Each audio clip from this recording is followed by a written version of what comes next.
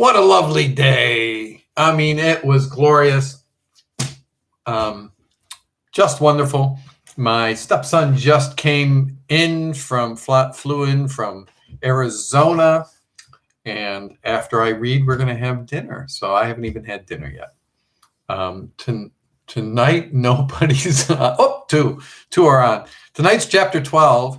After tonight, we have 4 more chapters. So this one should be interesting. Here we're going to meet the Queen of Underland again. So here it is. 2 Earthmen entered, but instead of advancing into the room, they placed themselves one on each side of the door and bowed deeply. They were followed immediately by the last person whom anyone had expected or wished to see, the Lady of the Green Kirtle, the Queen of Underland. She stood dead still in the doorway, and they could see her eyes moving as she took in the whole situation. The 3 strangers, the silver chair destroyed, and the prince free with his sword in hand. She turned very white, but Jill thought it was sort of a whiteness that comes over some people's faces, not when they're frightened, but when they are angry. For a moment, the witch fixed her eyes on the prince, and there was murder in them. Then she seemed to change her mind. "Leave us," she said to the 2 Earthmen, "and let none disturb us till I call, on pain of death." The gnomes padded away obediently, and the witch queen shut and locked the door. "How now, my lord prince," she said. "Has your nightly fit not yet come upon you, or is it over so soon? Why stand you here unbound? Who are these aliens? And is it they who have destroyed the chair, which was your only safety?" Prince Rillian shivered as she spoke to him, and no wonder. It's not easy to throw off in half an hour an enchantment which has made one a slave for 10 years. Then, speaking with great effort, he said, "Madam, there will be no more need of that chair, and you, who have told me 100 times how deeply you pitied me for the sorceries by which I was bound, will doubtless hear with joy that they are now ended forever. There was, it seems, some small error in your ladyship's way of treating them. These, my true friends, have delivered me. I am now in my right mind, and there are 2 things I will say to you.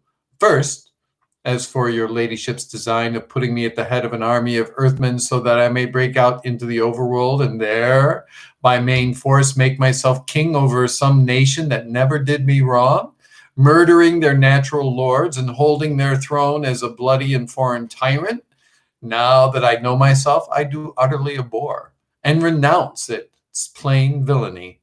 And second, I am the king's son of Narnia, Rillian, the only child of Caspian 10th of that name, whom some call Caspian the Seafarer.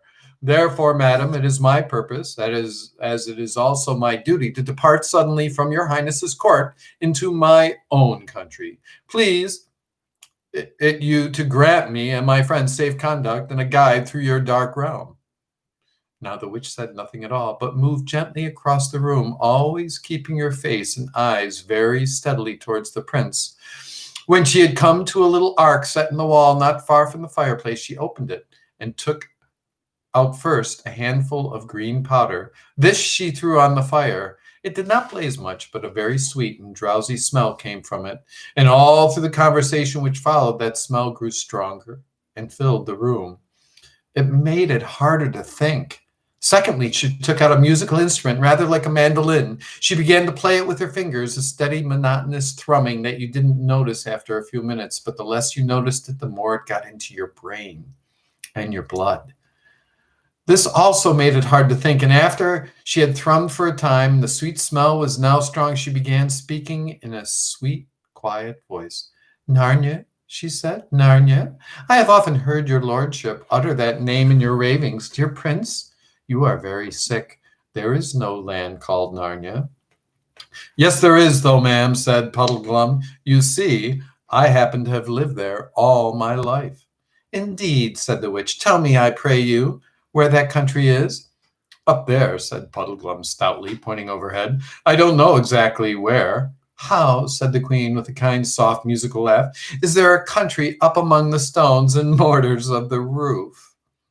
No, said Puddleglum, struggling a little to get his breath. It's in the overworld. And what or where, pray, is this? How do you call it? Overworld? Oh, don't be so silly, said Scrub, who was fighting hard against the enchantment of the sweet smell and the thrumming. As if you didn't know. It's up above, up where you can see the sky and the sun and the stars. Why, you've been there yourself. We met you there. I cry you mercy, little brother, laughed the witch. You couldn't have heard a lovelier laugh. I have no memory of that meeting, but we often meet our friends in strange places when we dream. And unless all dreamed alike, you must not ask them to remember it. Madam, said the prince sternly, I've already told your grace that I am the king's son of Narnia. And shalt be, dear friend, said the witch in a soothing voice, as if she were humoring a child, shall be king of many imagined lands in thy fancies. We've been there too, snapped Jill. She was very angry because she could feel the enchantment getting a hold of her every moment. But of course, the very fact that she could still feel it showed that it had not fully worked. And thou art queen of Narnia too? I doubt not, pretty one, said the witch in the same coaxing, half-mocking tone. I'm nothing of the sort, said Jill, stamping her foot. We come from another world. Why, this is a prettier game than the others, said the witch. Tell us, little maid, where's the other world?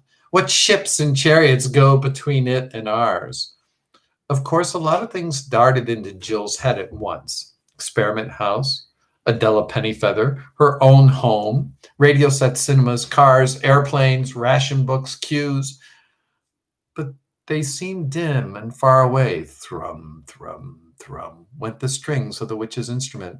Jill couldn't remember the names of the things in our world, and this time it didn't come into her head that she was being enchanted, for now the magic was in its full strength. And of course, the more enchanted you get, the more certain you feel that you are not enchanted at all. She found herself saying, and at that moment it was a relief to say, no, I suppose that other world must be all a dream. Yes, it is all a dream, said the witch, always thrumming. Yes, all a dream, said Jill. There never was such a world, said the witch. No, said Jill and Scrub, never such a world. There was never any world but mine, said the witch. There was any world but yours, they said. Puddleglum was still fighting hard. I don't know rightly what you all mean by a world, he said, talking like a man who hasn't enough air. But you can play that fiddle till your fingers drop off, and still you won't make me forget Narnia. And the whole overworld, too. We'll never see it again. I shouldn't wonder. You may have blotted it out and turned it dark like this, for all I know. Nothing more likely. But I know I was there once. I've seen the sky full of stars. I've seen the sun coming up out of the sea in the morning and sinking behind the mountains at night. And I've seen him up in the midday sky when I couldn't look at him for brightness. Puddleglum's words had a very rousing effect. The other three all breathed again and looked at one another like people newly awake. Why, there it is, cried the prince. Of course, the blessing of Aslan upon this honest Marshwiggle. We've all been dreaming these last few minutes. How could we have forgotten it? Of course, we've all seen the sun. By Jove, so we have, said Scrub. Good for you, Puddleglum. You're the only one of us with sense, I do believe. Then came the witch's voice, cooing softly like the voice of a wood pigeon from the high elms in an old garden at 3 o'clock in the middle of a sleepy summer afternoon, and it said, What is this sun you all speak of? Do you mean anything by the word? Yes, we jolly do, said Scrub. Can you tell me what it's like? Asked the witch. Thrum, thrum, thrum went the strings. Please it, your grace, said the prince very coldly and politely.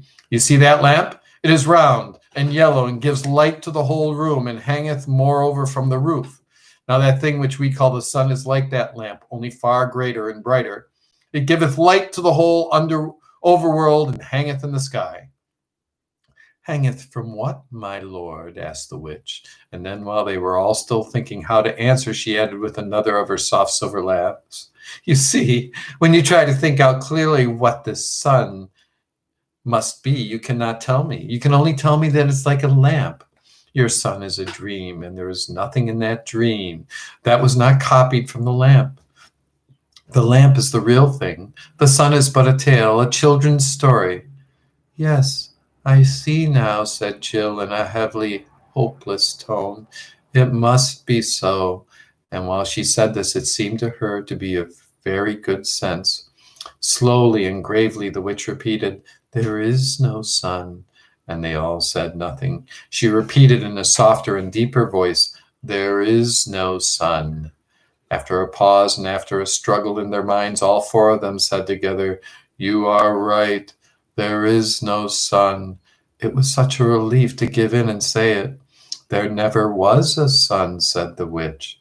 No, there never was a sun, said the prince and the marshwiggle and the children. For the last few minutes, Jill had been feeling that there was something she must remember at all costs, and now she did, but it was dreadfully hard to say it.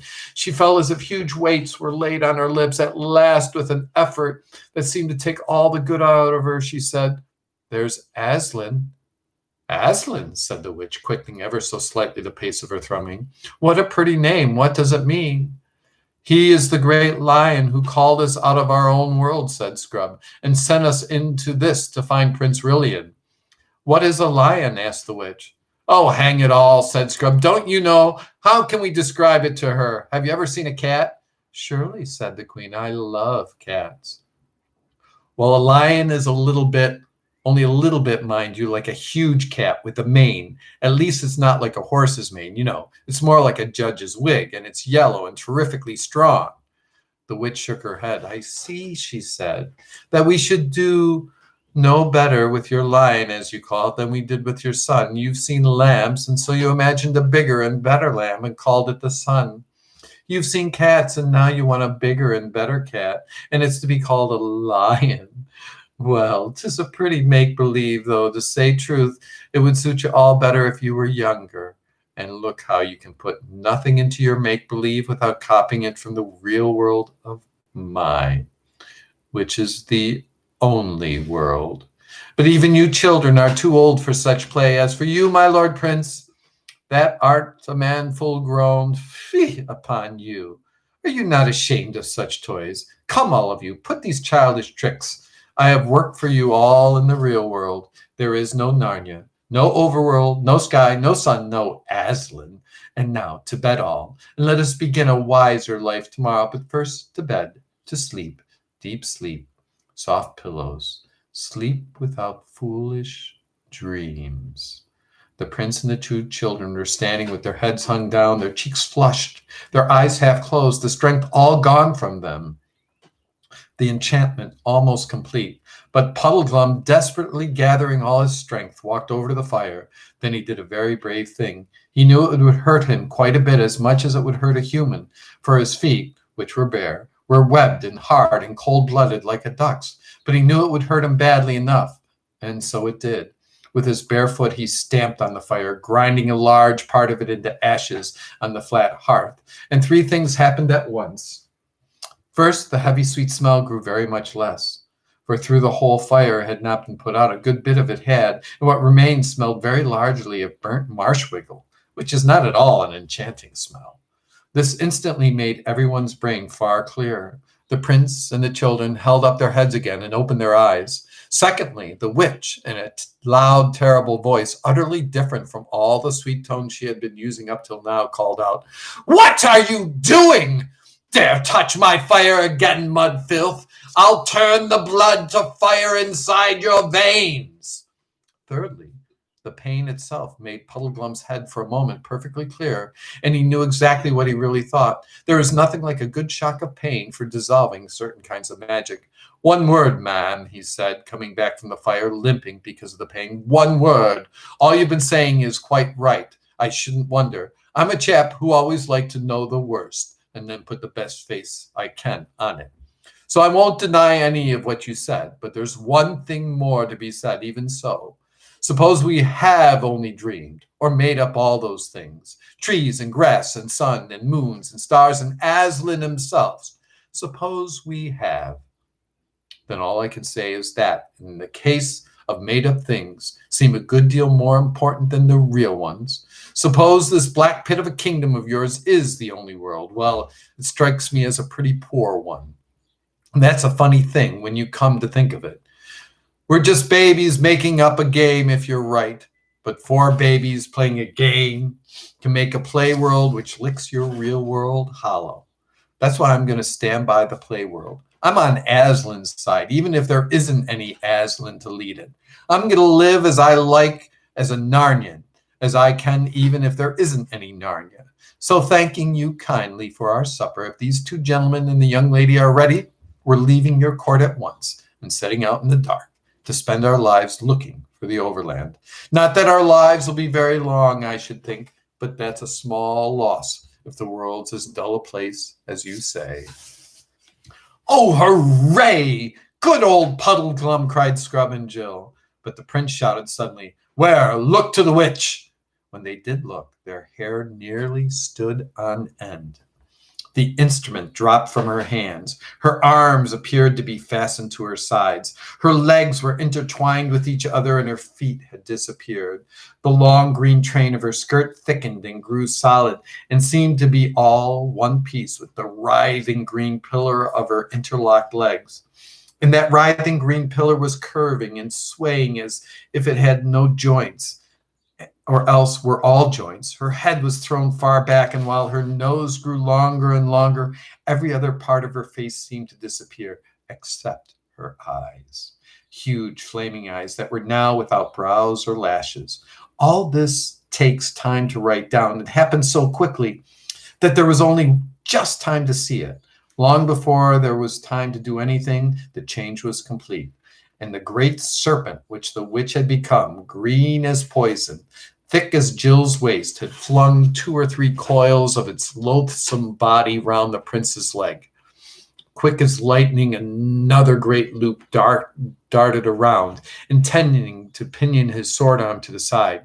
But the prince was just in time. He raised his arms and got them clear. The living knot closed round his chest, ready to crack his ribs like firewood when it drew tight. The prince caught the creature's neck in his left hand, trying to squeeze it till it choked. This held its face, if you could call it a face, about 5 inches from his own. The forked tongue flicked horribly in and out, but could not reach him. With his right hand, he drew back his sword for the strongest blow he could give. Meanwhile, Scrub and Puddleglum had drawn their weapons and rushed to his aid. All 3 blows fell at once. Scrub's, which did not even pierce the scales and did no good, on the body of the snake below the prince's hand. But the prince's own blow and Puddleglum's both on its neck, even that did not quite kill it, though it began to loosen its hold on Rillian's legs and chest. With repeated blows, they hacked off the head, and the horrible thing went on coiling and moving like a bit of wire long after it had died, and the floor, as you may imagine, was a nasty mess. The prince, when he had his breath, said, "Gentlemen, I thank you." Then the 3 conquerors stood staring at one another and panting without another word for a long time.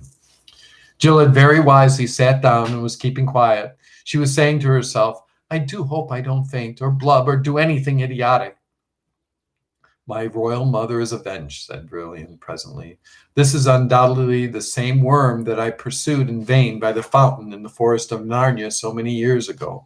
All these years I've been the slave of my mother's slayer. Yet I am glad, gentlemen, that the foul witch took to her serpent form at last. It would not have suited well either with my heart or with my honor to have slain a woman. But look to the lady," he meant Jill. I'm all right," she said. "Damsel," said the prince, bowing to her, "you are of high courage, and therefore I doubt not you come of noble blood in your own world. But come, friends, here is some wine left. Let us refresh ourselves and each pledge his fellows. After that, to our plans." "A jolly good idea, sir," said Scrub. And tomorrow is chapter 13, Underland without the Queen. So the story is not done. We have to find out how they get out. So until tomorrow, have a great day. Have a great day tomorrow. Thanks for joining me.